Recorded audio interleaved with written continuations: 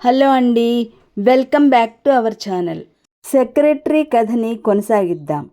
నిన్నటి కథలో జయంతికి ఆపరేషన్ అయిన తర్వాత సునందతో అంటుంది, సునంద, సాధ్యమైనంత త్వరలో నేను ఆ టీచర్ జాబ్లో జాయిన్ కాకపోతే అది కాస్త ఇంకెవరికైనా వాళ్ళు ఇచ్చేయరు అంది జయంతి. అదా నీ భయం? అసలు సంగతి అదని చెప్పవేం మరి? ఆ ఖాళీ ఎప్పుడో భర్తీ అయిపోయింది. నువ్వు జబ్బుపడిన 4 రోజులకి ఆ హెడ్ మిస్ట్రెస్ నాకు కబురు చేసింది. నీకు ఒంట్లో బాగోలేదని, హాస్పిటల్లో ఉన్నావని చెప్పి పంపించాను. అలా ఎందుకు చెప్పావు? తర్వాత చెప్పకేం చేయాలి? ఓ చెంపన పరీక్షలు దగ్గరకు వస్తున్నాయని ఆవిడ తొందరపడుతుంది. అయితే దానికి ఎవరైనా వచ్చేసారంటావా? ఆహా, నిస్సందేహంగా. అయినా ఒకవేళ ఉంచినా ఇప్పట్లో నువ్వీ పరిస్థితుల్లో చేరగలిగేదానివా అంది సునంద. జయంతి నిట్టూర్పు విడిచింది. ఏముంది, భూమి గుండ్రంగా నుండును. అందుకే ఒంటికి కాస్త కండ పట్టే వరకు ఇక్కడే ఉంటే బాగుంటుందేమోనని నా ఉద్దేశం. మీ ఇంటికి వెళ్ళగానే సరా అక్కడే జరిగే మార్గం ఏది? నేను శేఖరం దగ్గర చేరినప్పటి నుంచి అప్పుడప్పుడు దాచుకున్న డబ్బు కొద్దిగా ఉంది.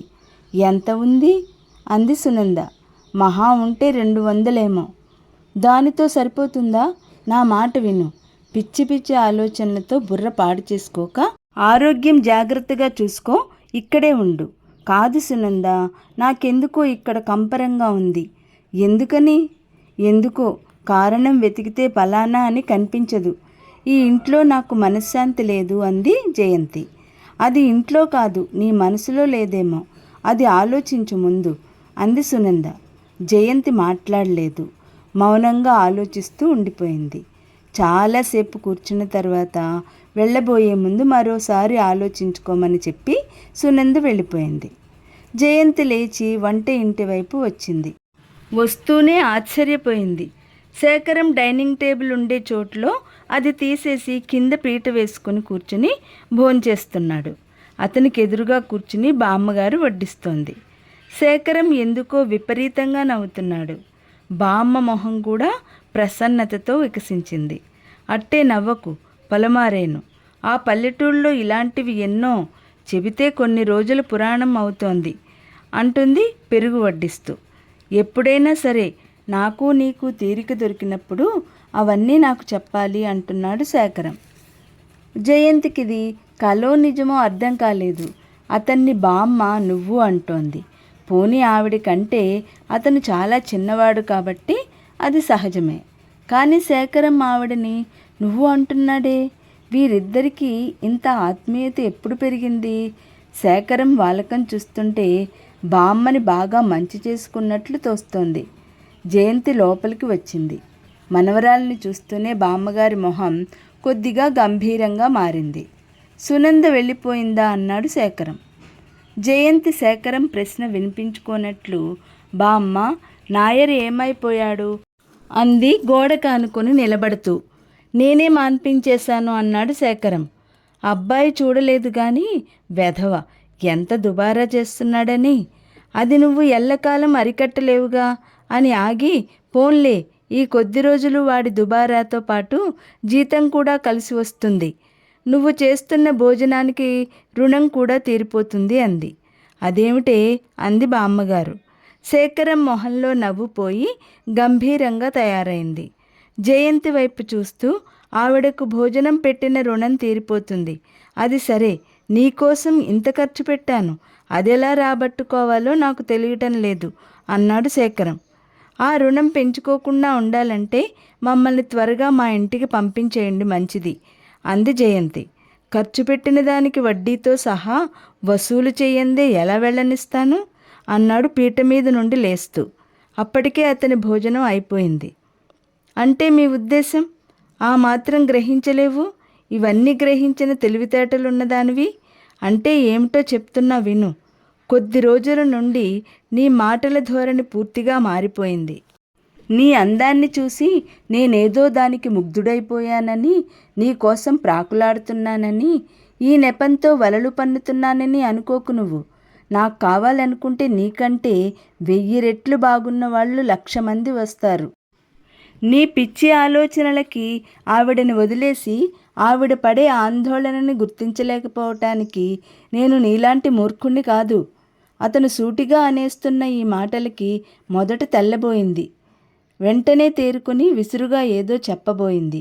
శేఖరం దానికి అవకాశం ఇవ్వకుండానే ఆవిడని గురించి మాట్లాడే అధికారం నాకుంది. ఆవిడ నాకు పరాయిది కాదు. ఛీ, సిగ్గులేదు. ఆవిడ అమాయకత్వాన్ని ఆధారం చేసుకొని, జయంతి, ఇదంతా వింటున్న బామ్మగారు వారిస్తున్నట్టు బిగ్గరగా అంది. శేఖరం మొహం ఎర్రబడింది.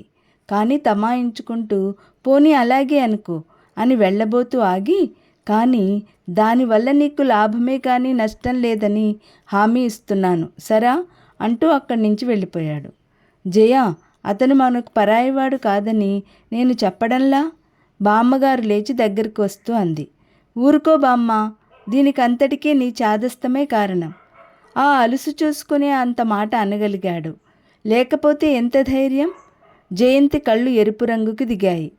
తర్జనతో చూపిస్తూ, ఇదిగో ఇప్పుడే చెప్తున్నా, నేను నీ ఇంట్లో ఒక్క క్షణం ఉండను. నువ్వు అతన్ని వెళ్ళిపోతామని చెప్పేసేయ్ అంది.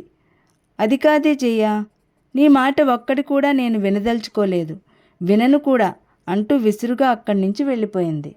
ఆ రాత్రి భోజనం చేయలేదు జయంతి. బామ్మగారు ఎంత బతిమాలాడినా వినకుండా వద్దని చెప్పి పడుకుంది. చిచ్చి, ప్రపంచంలో ఏ ఆడపిల్లకైనా ఇంతకంటే అవమానం ఇంకోటి ఉంటుందా? చివరకు కురూపి కూడా ఎవరైనా తన మొహం మీద నువ్వు కురూపి అంటే బాధపడుతుందే, అన్నవాళ్ళని అసహ్యించుకుంటుందే. చిన్నప్పటి నుంచి అందరిలో ఓ ప్రత్యేకత సంపాదించుకున్న తనని నిజంగా శేఖరానికి ఆ మాటలు అనడానికి ఎంత ధైర్యం? అసలు దీనికి అంతటికీ కారణం బామ్మ. ఆవిడ వాలకం చూస్తే పూర్తిగా అతని మాటలకి లోబడిపోయింది. శేఖరం ఎంత తెలివిగా బామ్మని తన వైపు తిప్పుకున్నాడు. బామ్మ లేకుండా తనేం చెయ్యలేదని, ఎక్కడికి వెళ్ళలేదని గ్రహించాడు. ఇది వల విసరడం కాకపోతే మరేమిటి? పైగా తనంటే ఏ ఆకర్షణ లేదుట. అందానికి ముగ్ధుడు కాలేదుట. తను కల్లో కూడా ఆలోచించిన విషయాలని నెత్తిమీద రుద్దడం వల్ల అతనికేం వస్తుంది? 1,00,000 మంది కాళ్ల మీద పడతారట. అది ప్రత్యేకంగా ఛాతీ విరుచుకు చెప్పాలా? సిగ్గు లేకపోతే సరి. పాపం, అతని దృష్టిలో రేఖారాణి, ప్రమీల అంత సౌందర్యవతులు ఇంకెవరూ లేరని కాబోలు. నిద్రపోకుండా మంచం మీద కూర్చుని వెనక్కు జారిగిలపడి ఆలోచిస్తున్న జయంతి గదిలోకి శేఖరం రావడంతో ఉలిక్కిపడింది. భయపడకు, నేనేం నిన్ను మింగనులే అన్నాడు బీరువా దగ్గరికి వెళ్తూ. నేనేం భయపడడం లేదు. ఎవరికీ భయపడాల్సిన అవసరం నాకేం లేదు. బీరువా తెరుస్తున్న అతను తల తిప్పి ఇటువైపు చూశాడు. ఆ చూపు చిత్రంగా ఉంది. ఓహో, అయితే ఉలిక్కి పడడం దేనికో మరి. పరధ్యాసగా ఉన్నప్పుడు హఠాత్తుగా శబ్దం వింటే శరీరం దానంతటదే ఉలిక్కి పడుతుంది. అలాగా? నాకు తెలియదులే. తరువాతి కథ రేపటి వీడియోలో తెలుసుకుందాం. ఈ వీడియో లైక్ చేయండి, షేర్ చేయండి. మొదటిసారిగా చూసిన వాళ్ళు సబ్స్క్రైబ్ చేసుకోండి.